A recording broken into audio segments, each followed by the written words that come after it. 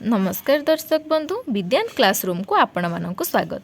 आज यही भिडियो रे आमे दोल जात्रा विषय 10 लाइन लेखिबा। तो चलंतु आरंभ करिबा।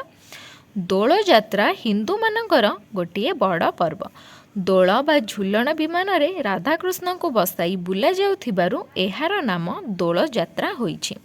फगुण मास शुक्ल दशमी ठारू एहा आरंभ होई पूर्णमी और शेष रे होली पर्व रे शेष होइथाय।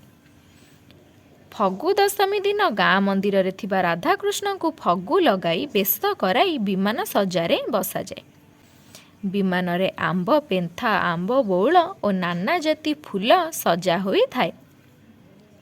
ठाकुरंक विमान को गोपाल पिला माने घंटा ढोल कीर्तन ताଳରେ कांधांती और घर को घर बुलाई भोग खुआंती। प्रत्येक दिन गोटे पेंठ जगार मेलन हुए जेउठाकू विभिन्न ग्रामर ठाकुर आसती। पूर्णिमा दिन ठाकुर को झुलन बेदी रे बसा हुए। केतेक जगार दोल पूर्णिमा परदिन ठारू दोल उत्सव पालन हुए। एहाकू पंचु दोल कुहाଯାଏ। परस्पर तिक्तता भूली समस्ते दोल पर्व को आनंदर सहित पालन करिथांती।